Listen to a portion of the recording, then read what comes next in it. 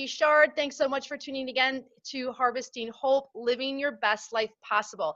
I have a very special guest for you here today. Margie and I met in a coaching group that kind of went awry, and out of that challenge and that kind of not so great situation came a great friendship, and I'm just so excited to have Margie on. She is a powerhouse, and she also has some pretty amazing backstory to where she is today. And so I'm just so stoked to have you on. Margie, thanks for being here. Well, thank you. I'm so honored that you asked me to do this. So yeah, I'm excited. I think it's great what you're doing. So let's just get right to it. Margie, just let the viewers know and the listeners know, who are you? Who are you working with? What do you do? First of all, let's just get that out of the way. So I call myself a freedom-based lifestyle mentor. And in reality, what I am, I'm a business coach. I specifically focus on automated sales funnels, systems that allow clients to continuously have clients coming to them. So they're not worrying about where their clients are coming from. They're not spending all their time on social media or networking or cold calling or cold messaging these days, or relying on referrals, because that's kind of scary too, right? So, but I've in my previous life, I owned a financial firm. So for 16 years, I managed money. I'm still a certified financial planner. I have a hard, I can't seem to give up my initials. I pay the fee every year to keep it and do my CE credit. And you were pretty darn good at it too, if I'm not. Yeah, I was in it to win it. I mean, and you know, that's really, you know, the crazy part about my story is I was one of the youngest females in a very male-dominated, I call it the dinosaur industry, the financial industry. It's very male-dominated, old white male. And I started right after college. And so I was one of the youngest females at a very high level. And I was doing things nobody else was doing in the industry. So I shocked a lot of people when I sold my business.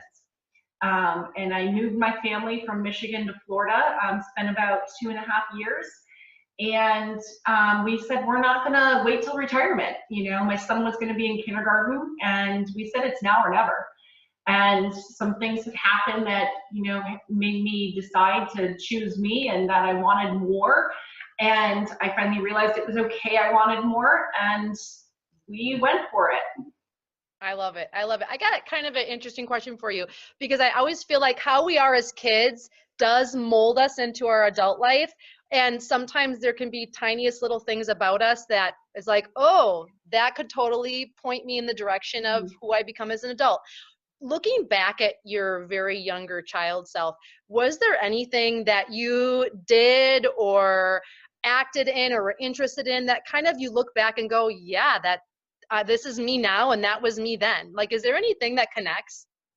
You know, there's one thing. So my father and my uncles and my grandpa actually had a family business. And when I was, I don't know, maybe 9. And all my cousins, we would go to the office, and we had the job of licking the envelopes, because back in the day there weren't machines to do that.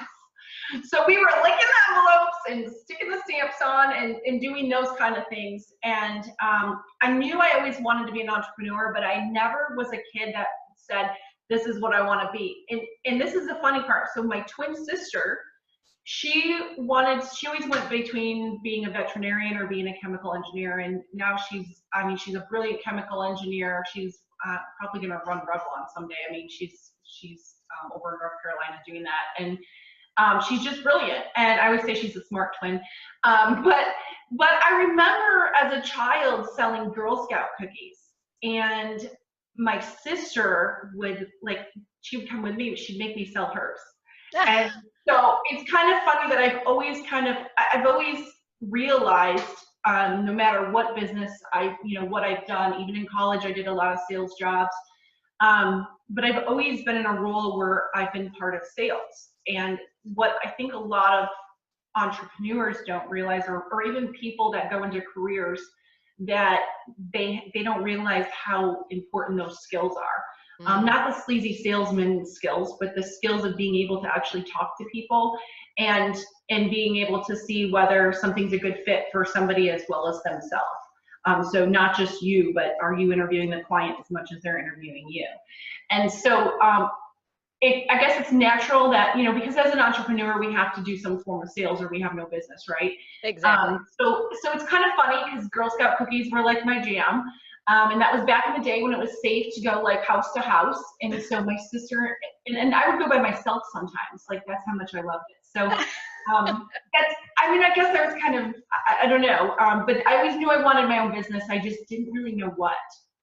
Cool. And the reason why I asked that is I think so many people, and I know you because you work with so many people, it's like they just are like, I don't know what I want to do, and I'm 45. And we sometimes fall into that gap. I sometimes feel like we're trying to be everybody else, and we see someone successful, and it's like, I'm going to be them. And then we see someone else say, I'm going to be them. And that is why I so appreciate what you do, because you kind of pull people back down to earth, and also at the same time help them realize that they're pretty bleeping awesome. And when we kind of combine those two together, and we've been developing these amazing skills for our hidden talent our whole life, like selling Girl Scout cookies, once we tap into that, the sky's the limit. I mean, really it is. And I think that's what's so cool about it. So I'm curious what it is, if there's anything that you do on a daily basis to kind of keep yourself in the zone, keep yourself happy, keep yourself focused. Are there any small little things that when you don't do them, you're off? So I've been on quite a journey this last year, as you know. I've lost 60 some pounds. I got my thyroid and hormones and my neurotransmitters and my adrenal system in check. You know, so I really have been on this health journey to really finally, and I've made the mental shift that, you know, I've yo-yoed for years. And really, when I had my financial business, I didn't have the time to take care of myself. It was always, okay, I'll take care of myself when I hit this level, or when I do this, or when I just get the time. So for me, couple things. One, I make sure that I eat right every day. That's important, and that I'm prepared to eat right. And I don't do a ton of like prepping. I know sometimes I'll do some things and freeze some things, but I want those quick, easy, you know, I work from home, quick, easy things that my husband or myself, because he works at home with me, can either, you know, whip up. But so that's like my thing that I have to do, because if I don't eat right, I am just, not just that day, but the day after, and sometimes the day after that, I just feel bad, and I'm not as confident, and I don't have as much energy, and I just don't feel like me. And so I'm not as good of a mom as I can be, or a wife, or a business person. And so, you know, for me, I turned 40 in December. And so I spent all last year at 39, you know, preparing for 40. But I feel like I finally get it. I feel like I finally get it to where, you know, I don't eat dairy, I don't eat gluten for different reasons. And for me, it's just not even worth it. You know, even alcohol, like I'll still have a glass of wine every now and then, but very rarely. And, you know, so I just think, I don't know if I'm getting wiser or not as fun. I'm not sure. But eating right's a big deal. But I also really, really enjoy my freedom and this life that I've created. We're very focused, my husband and I, on making sure that we are not creating a new life that takes away our freedoms that we've built, the time and the location of hence, because I realized with my financial firm that you can be really rich and have a ton of money, but it does not matter if you don't have your time and your location independence and your health as well. It doesn't matter. And so for me, I try not to be super rigid and, oh, I'm going to do this every single day. I try to give gratitude every day. I try to say my affirmations every day, and I eat right. And other than that, yesterday I was sitting here and I'm like, I want a massage. And so I called up the place, and the universe, thank you. There was an opening. If I could get there in 15 minutes, I'm like, yep, I'll be there. And that's part of the lifestyle I've created that I love right now. And so I try to not be too rigid, because I used to be in a very, very rigid life, like back to back to back all the time. And I don't ever want to do that again. I don't think it's healthy. I feel like what you're saying is like you've been giving yourself continual permission over the last several years to live what you deep in your soul feel like is what you want. And I think so many people, they have this desire, but they have all this stuff up here that's like, I don't deserve that. I shouldn't have that. I haven't done this yet. I'm not good enough. I don't have a college degree. And like you, when I meet people, she literally uprooted herself. She literally packed her bags, sold her business, and moved to Florida. Like, didn't you go and look at a couple areas in Florida, and then you looked at this location and you're like, yep, sold, we're doing this. And yeah, we used to vacation here, and my husband and I flew in on a Saturday night and stayed at the hotel at the airport because it was late at night. Went house hunting on Sunday and left Monday morning at 5 a.m. and wrote an offer. You know, knew the house. Our realtor did some work before we wrote the offer, and wrote an offer a few days later on our dream home. And so, yeah, you know, when we decide to do something, we take action on it. But it wasn't, you know, I had to get pretty clear on what I wanted. And, you know, I think a lot of people are on what I call the fear journey. They have all these fears in their head, and they think they're true, and they're not true. They're only true if they give them life. And so they're on this fear journey, and what happens is those fears, they give them so much time and so much life that they become excuses. And so instead of hiring that coach you need to hire, or that trainer, or instead of taking the health journey you need and going to the doctor, maybe you have to pay out of pocket, or, you know, like you said, buying the desk, the stand-up desk so your back doesn't hurt. You know, instead of doing the things that you need to do to move you forward, you stay stuck. And your life either stays the same or it gets worse, okay? And that's, like, the fear journey is not how we're meant to live. The universe has our back. We just have to believe it, and we have to take action on it too, though. You know, things are not going to change if you don't take action. And you know what? It's supposed to be scary. I'm glad that you said that. I'm so glad that you said that. I was scared to death when I sold my firm and decided we were going to move and do all this stuff. It was a scary time for me. And I had a great, one of the best mindset experts I know. Her name is Belinda Ginter, and she is, you know her. We all met She's together. going to be on this summit, you guys. Oh, She's on this summit. Awesome. One of the best mindset experts, hands down, I've ever worked with. And she went through a lot of fears with me while I was going through this transition. And, you know, the thing is that we're not meant to live in fear, and we're not meant to live hating our life or not being truly happy with our life. So I didn't hate my life, but I wanted more. And you think, oh, who am I to want more? And what's that going to look like to people? And what are people going to say? And you know, what if the grass isn't greener on the other side? Well, I am here to tell you, you do deserve more, and the grass is greener on the other side. I love it. I love it. So I have a question for you then, because you mentioned that you worked with Belinda, which she's amazing. You guys are going to love her. But the importance of working with a coach, because so many people are like, I don't have the money, which we both know it's never about the money. Never about the money. And also what kind of coach, and then they'll say, well, these coaches don't work, or they just want to, you know, take my money for them, which I 100% do not believe that's true. Every coach I've ever worked with has taught me something, even if it was a hard lesson. But what is about that one? Yeah. What is your advice for people? And I guess maybe it's twofold. What is your experience working with coaches? And what is your advice to someone that would maybe want to work with a coach? Because it's not just for business. Like it's not just a business coach. So I guess I'd love your feedback on that. Sure. Well, first of all, I've spent well over 6 figures on coaches my life.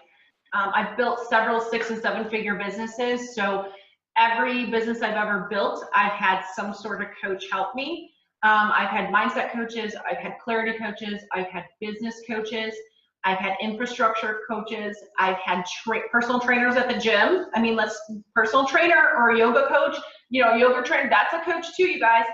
There's life coaches, wellness coaches, help. My doctor, I finally, after going to 5 doctors who told me I was fine and it was all in my head, I found the right doctor last year who said, no, you can't lose weight when all these things in your body are going on. And yep, you're going to keep gaining weight. And, you know, and yeah, you need to be sleeping, you know, so, and yeah, it's not okay because you're a mom and a businesswoman to feel exhausted all the time. Okay. So, and I pay him out of pocket a lot of money. Okay. But you know what? Every penny's worth it. And even I've hired one bad coach in my life and hope that's how we met. And you know what? some of my greatest friends came out of that experience. So, you know, everything is for a reason. And when I say the universe has your back, the universe really does if you think about it, because we wouldn't have met. I wouldn't have met Belinda. I have another great friend, Carolina, you know, who I met from that program. And you know what? So everything happens for a reason. And a lot of our life is about how we react to things versus what's actually going on, you know? So sometimes you just have to take a step back and really think about it. But the thing is, people hire a coach. If you want to hire a coach, you'll find the money. You will find the money. It is not about the money. It is about whether you see value in that coach and whether you want to make that transformation. So I help people create businesses, move from employee to entrepreneur, and replace their income with 6 months or less, okay? And I help them by building automated systems, okay? So they have their freedoms, their time freedom, their location independence, and I help them go from 0 to 6 figures. That's the type of people that I work with that want that, and most of them want to be able to scale to 7 down the road. That's the transformation I offer. Find out from the person, you know, whatever transformation you're looking to create. If you're looking to create a health transformation, you know, let's say you want to be into keto right now. Go find the best keto coach you can and invest in it and do the work, okay? Do the work and implement it, okay? But find out, ask them, what's the transformation that I get with you, okay? What is the transformation? So if you need to work on your mindset, ask them, what's the transformation like? Because you're paying somebody, and let me tell you this too, it is really hard, really, really hard to hire somebody on an hourly basis and get a transformation, okay? So make a commitment. You know, most coaches these days have offering signature, they have packages, okay, with their transformation. Okay, if you go through this program, you're gonna get this transformation. A transformation can't happen in an hour session. Like, let's think about this. I had so much mindset work I've done in the last year on how to be healthy and what my body needs and the issues I'm going through as well, now I'm 40, but as a soon to be 40 woman last year, and having to really find out what works for me and what I need, okay? And I had to make mental shifts, really big mental shifts that I wish I would have made 20 years ago, okay? However, for whatever reason, this is when it happened. And so it took time. There has to be time to make those transformations. So whatever you're gonna do, get serious about it. You know, invest the money, find the right person, and don't, you know, there's always gonna be 5 people out there that can help you. Okay, but pick a person that can help you, that has the transformation. Their end goal of their program is the transformation you want, and have them help you, because it's so much easier to have accountability and encouragement and somebody that's gonna bust you through that fear when fear is like paralyzing you and holding you back, than sitting in the same spot, being miserable, being unhealthy, being negative, being toxic, not progressing your career where it wants to be, not building that business you want. It's so much worse to stay in that situation. Don't you think, Hope? I mean, I agree. And I think when you invest in a coach, what you're really doing is investing in yourself. And people don't see that connection, and they're like, I'm giving that person money. No, you're giving yourself your life back with someone that is going to hold you, like you said, accountable to your own shit. Excuse my language, but it's like, we have so many sob stories and so many poor me stories. I know I did before I had a coach, and they were like, Hope, do you hear yourself? When I went through recovery and went through outpatient treatment, the therapist was my coach telling me, stop telling yourself this bullshit lie that you're not good enough, and now you're going to go home and binge and purge and do all this stuff. And I was seeping that into my business and professional life because I hadn't done it.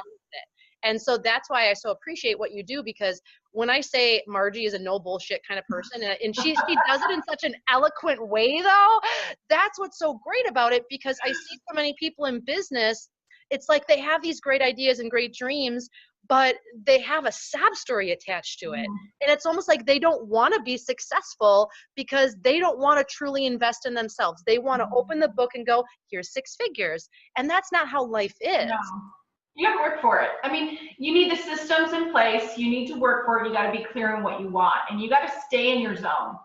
You know, so many people, like you mentioned this earlier, they're out there and they're looking at that person on Instagram or that person on Facebook or LinkedIn, wherever, and they're thinking, oh, I want to be them. Stop trying to be everybody else and go do you. You do you, okay? Figure out what's going to make you happy, because being that other person is not going to make you happy. And that's what it's all about. It's about being happy so you can be the best you. And that way you can be the best wife or mom or sibling or aunt or whoever, right? I mean, we can't be the best person for others if we're not happy ourselves and taking care of ourselves. And that's what I love about what you do, Hope, is I feel like, you know, you've always been working with people on self-care. And I feel like we're in a society where people think that self-care is only going and getting a massage or a facial. And while, yes, I love those, and yesterday was the day I needed a massage, there's so much more to self-care than that. It's, you know, making the right eating choices every day, but making the right choice because you're choosing not for the number on the scale, but to feel better, right? But there's so many choices, thinking those positive thoughts. Not because anyone else is in your head and can hear it, but because you can hear it, right? So that's just kind of like how my beliefs and what I really, truly am passionate about. I would love to know, is there, you know, because you've touched on a lot of different things about, you know, your journey, but is there one that sticks out to you that you wouldn't mind sharing with listeners, like a hardship or a struggle or a challenge, and what did you do to overcome it? Because we talked about mindset, we talked about hiring a coach, but we've talked about eating right and some of the things you do on a daily basis, but is there like one situation that kind of sticks out to you that you wouldn't mind sharing with people? Sure. So I have one son. And when he was 2.5, he was diagnosed with autism. And the day he was diagnosed, the doctor said, if you would have come in here yesterday, I would have to say he's Asperger's or PDD or this, that, or whatever, or non-PDD, whatever. There was different types of autism back in the day. And he said, and my son's 8 now, and he said, but now, as of yesterday, I have to say he's on the spectrum. And my husband and I looked at each other and we looked back at him and said, what does that mean? Well, he's on the spectrum. And I said, what does that mean? And he said, well, he's probably never going to talk, and he's not going to probably be potty trained. And, you know, he's probably just going to keep moving backwards and not have friends. And I felt like I was given a death sentence. I mean, I felt like I was given a sentence in hell, to be honest. And I said, well, where do I take him for speech therapy? Because my son had been talking and then regressed and wasn't talking. And he said, don't give him therapy until he's 3. And I said, okay, well, what about his diet? Because I had heard things, you know, that diets can play a big role with autistic kids.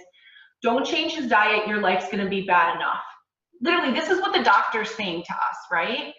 Wow. And this was a big place in Ann Arbor, you know, very highly, high reputation, you know, took a bit to even get into the place. Actually got in the place, it only took me a week because I called crying to the receptionist for 3 days straight. She's like, we had a cancellation. I'm like, I'll be there. So I went home, and yes, I had many nights drinking wine.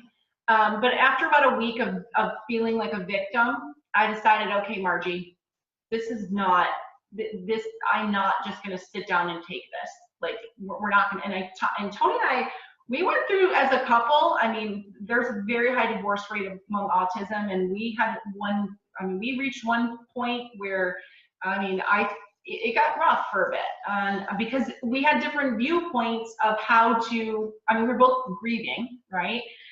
And both dealing with things. But essentially, you lost your son. You lost the son in your head in that moment that you thought you were supposed to have. And the day that we found out, my in-laws flew in to stay with us for 2 months from England. And literally the day we found out. And my husband was flying off to Orlando because he had created the Disney Soccer Academy and was supposed to be there for like a month or something crazy. And I was flying in like a few weeks later. So it was like totally chaotic as it was, right? And so after about a week, I started going full throttle. My husband's like working 24/7 down in Orlando, right? And I'm moving forward and he's just trying to cope with things, right? And so we were just, it's not that we didn't want to, anyways. So I decided, you know what? I've never been a victim, and I'm being a victim right now, and I need to stop this because my son needs me. And I went Google crazy. I joined every Facebook parent group under the sun I could to find out what people were doing. There wasn't a therapy place in my county that would take my son because he wasn't 3, which is, we all know, crazy now, right? For OT or speech. So I started one. I literally found the therapist, went my friend's cousin, who was like her sister, my best friend from college. She had opened a therapy place, and I laid out a whole plan of why they needed to start doing this for kids. And she opened a center, and I was going to invest. And I said, if I need to take a loan out, I don't care what I have to do. Because I had gone through like $45,000 in 6 months trying to just do stuff with my child to help him. And was everything worth it? No. But I was trying whatever I could. And it was scary because I saw how much money we were going through. And I was like, whoa, like we're not independently wealthy, right? And I just did whatever I could try to help my son. So my son is 8, he's in 2nd grade, he's mainstream completely, he's fully potty trained, won't shut up, and has tons of friends. So that doctor, bless you for telling me that and he doesn't have gluten or dairy, which was a huge, huge thing for him, but bless you for telling me that my son would not be any of these things, because I think it made me do a lot of things that maybe I wouldn't have. I think that's a great thing to people to hear. One, because there's so many childhood ailments and issues that so many people are dealing with their own kids nowadays, that, everyone's situation is different, but yet we're all going through shit. We're all going through a lot of the similar stuff. But you pointed out something, and you said it a couple times, that you refused to let yourself be a victim. And I think when it comes to living your best life and remembering that there's hope out there and that there's opportunities for you to move forward in life, there does come a moment in your life where you have to stop being the victim. And I almost feel slightly self-conscious saying that, because there's so much stuff circulating around that term, but we have to stop doing that if we want the life that we want. Yeah. And there's entitlement, and then there's victimization, and both of them are very toxic. And how we perceive, I talked earlier about our reaction to things is like 99.9% of the reality, right? And so we all have to go through things. With my son, I had to find the best resources that could help me, because I knew that doctor wasn't the right one, right? So did I stop going to experts because the doctor told me what I didn't want to hear? No, I just stopped going to that guy who wasn't giving me the outlook of the transformation, right, that I wanted. And I think it's easy to have one bad thing happen to you and just say, oh, I quit. We're kind of a society of quitters. And we're a society of, what does that person think of me? Who gives a crap what that person thinks about you? For real, who cares? They are not living your life. They're not waking up in your head every day, in your body, and going through the motions that you're going through. And if you're just going through the motions, by the way, that's not living either. So I think that, you have to be careful that when things happen, they're only happening to you if you react to them, or how you react to them. And again, we're also lucky. I know a lot of autistic parents who've done a lot of the stuff we've done and have not gotten the results. So my heart always goes out to them. So there's some luck on our side as well. But I also know if we hadn't done all the things for my son, he would have probably kept moving backwards. And I just think that and that was the hardest thing I've ever done. I mean, selling my company was hard, but in a different way. But going through the journey, looking back, and how crazy I felt crazy at times as well, because I was that passionate that I was gonna, help my son. And you know what? I already didn't have time. I was running my firm. my husband owns several businesses as well. I mean, we did not have time as it was, but I made the time because it was important. And so that's another thing. I think a lot of times people are like, well, I don't have the time. No, you have the time. How many hours a day are you scrolling on social media? How many hours are you binging in Netflix? And hey, I love a good Netflix binge too, don't get me wrong. But how many hours are spent, gossiping or being involved in drama? Hey, drama-free zone here. You know what I'm saying? Like, how much of our time is wasted, but then we use the excuse that we don't have time, or we don't have money, but yet you're going out on shopping sprees, or you can get financing, and everyone thinks, oh, debt, it's, I'm a financial planner, you guys. Oh, debt, it's, I can't go in debt. What are you going in debt for? There's good debt. There is good debt at times, yes. And so we have to decide what we want in our life, and we have to decide the importance of different things. And we have to decide if we want to stay stuck or move forward. And that's why I love what you're doing here, is you're really giving people tools and resources to be able to move forward. And it's up to them to take those tools and resources and implement some things so they can move forward. And one thing I really appreciate about you, Margie, and I think that's why I loved that you were willing to be on this summit, was because when you work with people, it's not just like, let me help you in your business. You have so much personal experience that you have this like insight for people where it's like, whoa, whoa, whoa, you got to deal with this personal stuff if you ever want your business to be successful. And one, because you've went through it yourself, but two, I think that's the power of a coach. And I hear it all the time. I don't have the time, the money, blah, blah, blah. But that's the power of investing in somebody, which is really an investment in yourself, that is where you want to go or has been through what you're going through, because they can help you eliminate some of the struggle and help you have insight to some of the things that you might be stepping into. So it's not as bad. It's not as long. It's not as like, there's so many things. I wish I'm like, damn, if I would have just hired that person, I would have saved myself so much trouble. Time, you save yourself time and money. And this is the other thing. How many times have we already gone down this road and tried something, but it's like you try it for what, a week, 30 days, maybe you try it for a few months, but you get stuck and you get paralyzed by fear, or because you're at that impasse where you're not sure what to do to troubleshoot or to solve the issue. And so instead of having that person that can get you past there, you just either quit because it gets too hard, or it takes you way longer and a lot more money because you don't have that person that has been there, done it, and made the mistakes. Oh, yes. Made the mistakes and can help get you past it. Here's a question for you then. What does living your best life mean to you? I love this question. So living your best life is living it on your terms. And so, when I sold my financial business, I was the girl in town that everybody, even in the financial community, I was the girl that had it all, right? I had it all. I was young, because I was in my 30s in this dinosaur industry of old men. I was making great money. I had a best-selling financial book. I had a radio show. I was, nationally recognized, 40 under 40. I was on women's panels. I was doing all these things. And yet I was not fulfilled, and I wasn't living where I wanted to live. I love Michigan in the summers, love it. I'm a lake girl, cannot stand it in the winters. And after this last week, I'm so glad. I'm so sorry for you, girl. My friend home said, I'm outside with my kids walking downtown, and I feel like my skin feels really weird. And I'm like, you need to get in your car, girl. It's like -40 out down there. So I don't miss that. But I wasn't living where I wanted to live.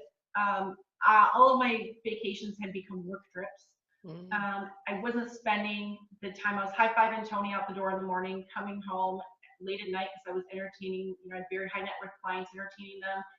And I felt like I was on this hamster wheel, and I just could not get off. And I was burnt out and stressed out. And I just felt like, oh my gosh, I'm going to be doing this another 30 years. And I just went, whoa. And so it was that moment I decided, I was actually being interviewed by Susan Kay from MFS because I was going to be on this women's panel, and I had created a vision board that year, And all of my stuff on my vision board, which were pretty big goals, got accomplished in 6 months. And she's like, oh my gosh, you've done all these things this year alone. Like, what's next? And I just went, I don't know. And she's like, oh, it'll come to you. And I literally thought, I'm going to be here 30 years doing the same thing. And it took me, it was a process. I kept pushing the thought away of selling my business and moving. And my husband was like, you kept saying, honey, listen, you have all these skills. You've grown this 7-figure financial firm in a man's industry, right? You can, you know, you've done all these things for our kid. Like, you can do whatever you want. You have other skills. And I just kept pushing away because, you know, we had expensive therapy bills. Who was I to want more? Who was I to want more? I mean, I was making money, and I had this reputation and, you know, this ego around it. Like somehow you weren't grateful. Yeah. Yes. Who am I? Who am I to want more? Well, you know what? Who wasn't I to want more? Who wasn't I to want more? Because this is my life. And you know what? My family's life, so much better since we've done this. So much better. I get to help my child with his homework. I'm there when he wakes up and goes to school. I'm there when he's picked up. You know, sometimes Tony picks him up, sometimes I pick him up, but I'm here and I'm present and I'm able to be the mom that I want to be, and I'm still killing it in business and I'm still making money, but now I have my time and my location freedom. Like tonight, we're going to go over to the beach for sunset. Okay, I live a mile from the beach. Life's pretty good and life can be good, and that's why I tell people when they say, well, who am I? Or, well, who are you not to be, number one?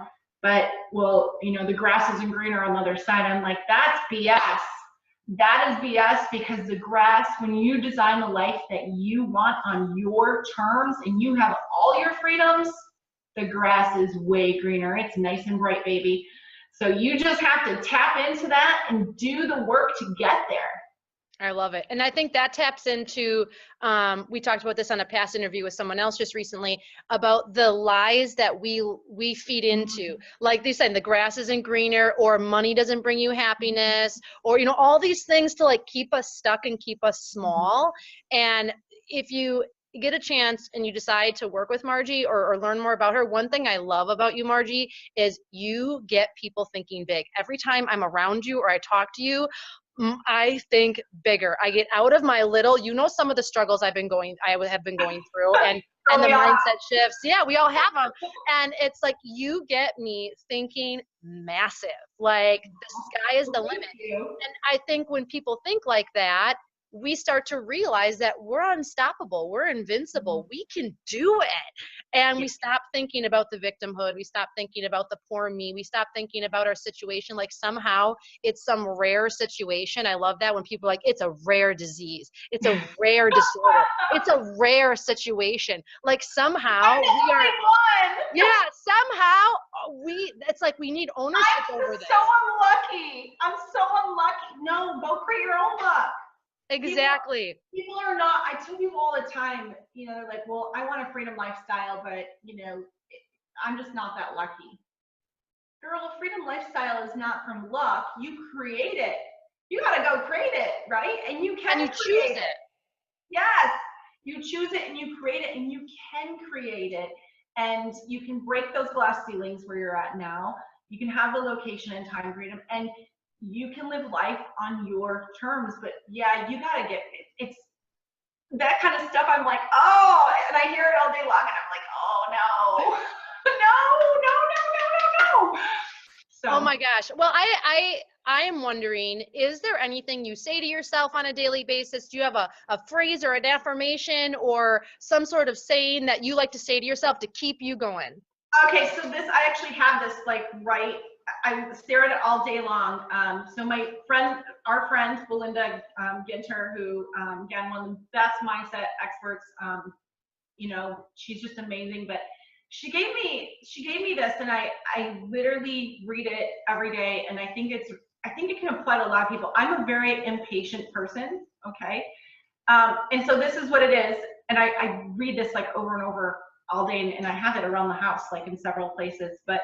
I wait in patience and give all the power over to divine design, because I know everything I've needed and do need is coming towards me. I already give thanks. Wow. How powerful is that? That should be like on a big, like imagine driving down the highway reading that. Like that is awesome. And I you know love what? the A lot gratitude. of people wouldn't get it. A lot of people wouldn't get it. But that's like my language, that speaks my language right there. And yes, I need patience, and I need to trust in divine design, because we are meant to be great. We are meant to be powerful. And, you know, whatever we want, we just have to tell the universe what we want, and then take the action to get there. Okay. Agreed. And we should be giving thanks for what we want, like we already have it. And, you know, that's something from The Secret. You know, I'm a big Secret fan, law of attraction and Secret and things like that. But she said that to me when I said, I need an affirmation. And she's like, this is your affirmation. And I was like, oh my gosh, that's like spot on. I'm like, but you know, I don't do patience. So yeah, so that's my affirmation. I love it. And it just feeds me. Okay, so one final question. Any last words for listeners that you could offer them to help live their best life? That if they're, you know, wherever they are in life, like if you had one thing to say to somebody, what would it be today? I think that, first of all, Hope, what you're doing here is awesome. I love it. It's totally up your alley, which I love about you. I like talking this stuff all day long, you guys. So this is like, I know, right? So feed your soul on this, but go implement. So take something that you get from one of these sessions, whether it's our session we're having here or another one of the guests, and go implement it. You can watch. This is what I want people to understand. You can watch all the free webinars on Earth, all the free summits. You can invest. You can invest to go to, you know, you can go to big people summits, you know, Tony Robbins and John Maxwell and all those people. But or you can go to someone that's like, you know, you can go to, you know, a Saturday morning session that somebody's hosting somewhere. But if you don't implement, nothing's going to happen. So you have to implement. So write down some things. My staff used to love, I would say hate me, but they used to love it when I'd go away to conferences and come back, because I'd have my notebook full of like all these things. I'm like, okay, this is what we're going to implement. And we divide up between our staff, like who was going to implement what, and we would set timelines. And you know what? We did it. But you know what? It motivated people, because that's who I surrounded myself with, like the doers, right? And the motivated people, and the ones that wanted to, like, they wanted to change, right? And move forward. And so write down things that you are realizing as you're watching these sessions that you have to change, or things that you want to achieve in your life. And then write down some of the steps you're hearing that you need to take and implement. It's all about implementation. And stop the fear. Just turn the fear off. It's not real. It's not real. I love it. I love it. I love it. This just like I said, she's just so much energy. I just get so excited when I'm around you. How can people connect with you? How can they find out about how to work with you or follow you or whatever? Where do we go? Sure. MargieShard.com is my website, and it has my links to Facebook and LinkedIn and Instagram. I think I have a Twitter account out there. Don't tweet me. As of right now, don't tweet me, because somebody said the other day, well, I sent you a message through Twitter, and I'm like, it's not bad on there. I'm on Twitter. That's how I am too. Yeah. So yes, Margie Shard, MargieShard, MargieShard.com. You get all my info. Awesome. And we'll also be providing you guys with Margie's information too, that you can easily just click the link and find her. But Margie, from the bottom of my heart, I'm so blessed that you're in my life. I'm so happy that unforeseen circumstances brought us together, and you are amazing. I wish you all the best. And for people listening and tuning in, I hope that you were able to walk away with something. And just as a reminder that no matter how hard it gets, no matter where you are in life, no matter what you're struggling with, please never lose hope. Please know that there are resources out there available to you, but there's also small, little, easy tools that you can be implementing that can get you to where you want to be, right where you are today. So Margie, thank you. Thank you, listeners. Thank you. We will be back very soon with another great interview.